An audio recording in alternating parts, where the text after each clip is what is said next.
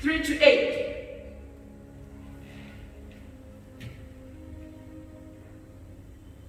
The Bible says, Samuel had died sometime early, and people from all over had attended his funeral in his home, town of Rome. Meanwhile, Saul had been trying to get rid of everyone who spoke with the spirits of the dead. But one day the Philistines brought their soldiers together to attack Israel. Again, another thing happened.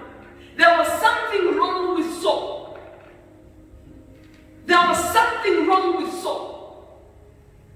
Saul was one of those who had to come against the people who worship spirit, who were there to consult the dead spirit. His one of them was against it. But a time came again when he was under pressure. He had to do again the same thing that he was rejected of. He was told not to do.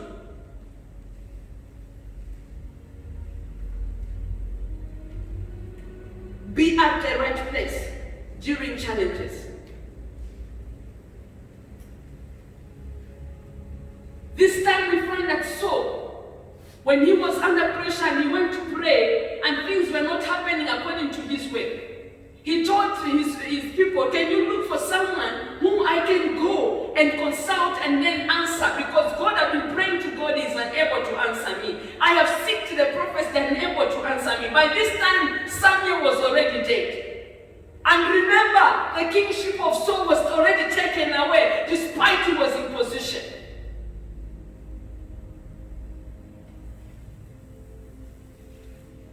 So we find that in verse 8, Saul disguised himself, putting on other clothes at night, and he went with 2 men to a woman to consult the spirit of the dead. And he said, bring up for me the name of the dead person that we want to consult.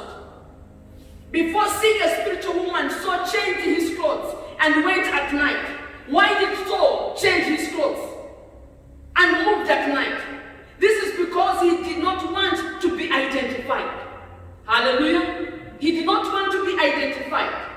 Most of us Christians, we don't put on our uniforms, or we don't put on the standard of our Christianity in our lives, because we don't want to be identified when we are under pressure and doing things that are not right. We change our identity when we are under pressure. This is what happened to Saul. He did not want to be identified. This is because we don't want also to be identified when we are doing things that are not right. This step which Saul took, visiting the witch for a help, was a wrong thing. Hallelujah. If we are Christians and don't still depend on God, then things will go wrong. Saul had to seek someone to help him. And as he went to this woman, a Midian woman, and then before as he reached there in a different clothes as a king, and the woman did not know that he was a king. And then the woman approached him. What are you doing? You are risking my life. But because Saul was desperate in finding the answer, he told the woman, don't worry about anything. Because me, I know that you are safe in the Lord that I worship. As the woman continued to bring the dead person, Samuel is the one that appeared. Immediately Samuel appeared, the woman realized to say, King Saul was a king, and she fell down. Hallelujah. No matter how you can hide yourself because of the pressure, the identity of being a child of God will be revealed because you are already a child of God. You can try to do anything, hide the way Paul so did. In trying to change himself, maybe he would not be seen, but God was watching over him. He had already registered his name as a king before the eyes of God. And he tried to disobey God. When you are a child of God, there's a risk in disobedience. When you disobey God, God will turn things around against your life. You will lose your own blessing. Disobedience brings failure in life. Saul became a failure in his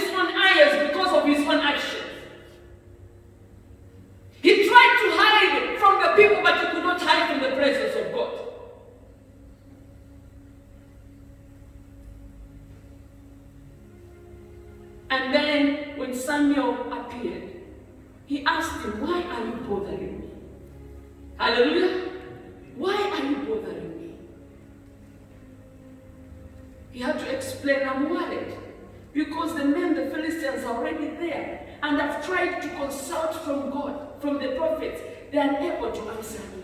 I have prayed to God, He's unable to answer me. So now he decided, he had the reasons to explain of his feelings. Hallelujah.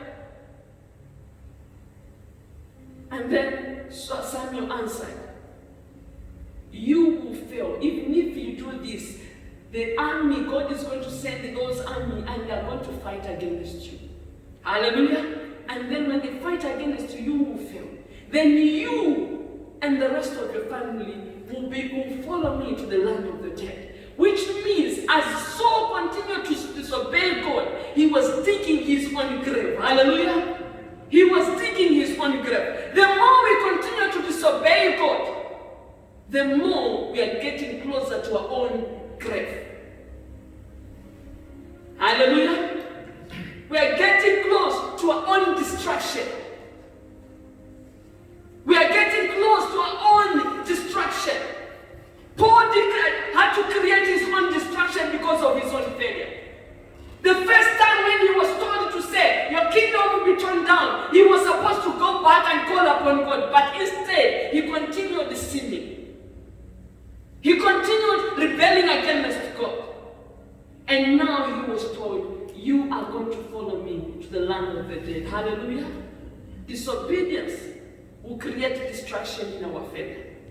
When we have disobeyed God and sin against Him, it is always important as children of God to go back to God and ask God, forgive me. Start afresh with me. When you look at the life of David, David is called a man after God's heart, but his life was not a life that was worthy before Him. Hallelujah. We find that David sinned most of the times.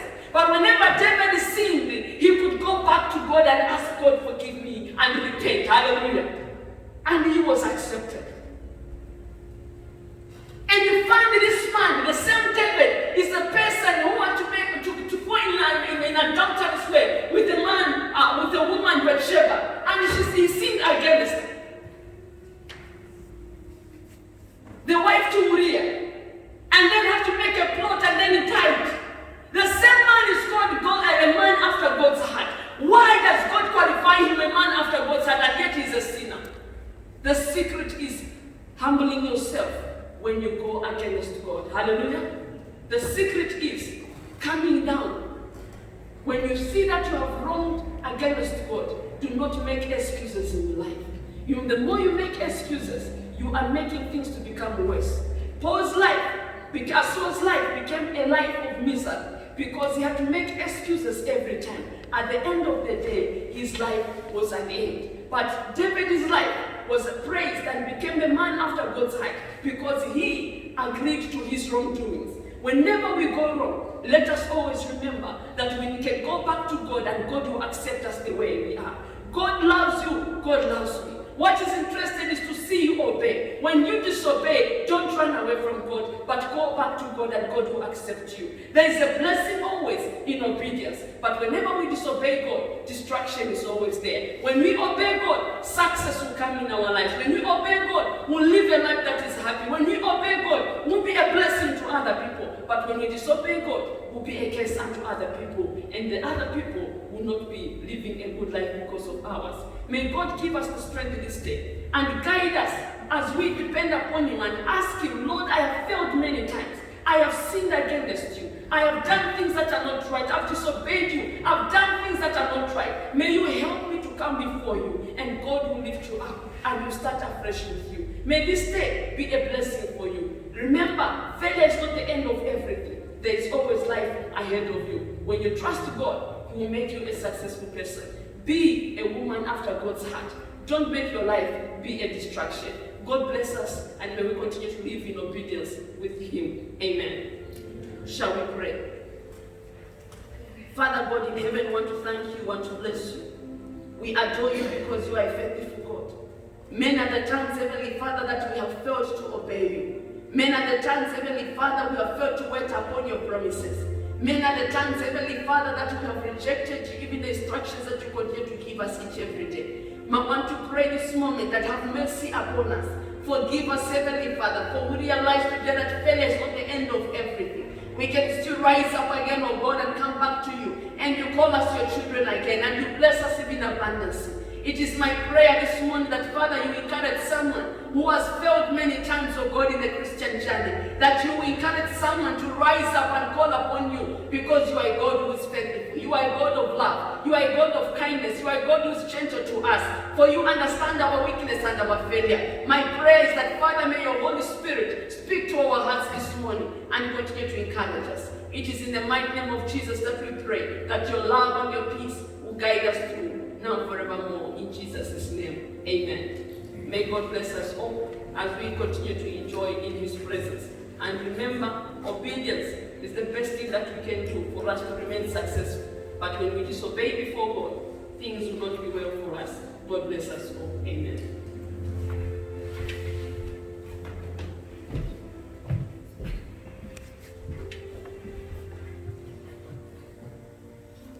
Hallelujah. Thank you so much, Lieutenant Sakara, for that, for blessing us. Indeed, obedience to God overpowers failure. We're going to have the brass band, and thereafter we'll have the praise team. But just to announce that next week, our services are starting at 9:30, and we'll be able to give more guidance during the week on how our services will be conducted. So be expectant so that we can be able to worship once again. So invite the brass band, then after that the praise team. Thank you.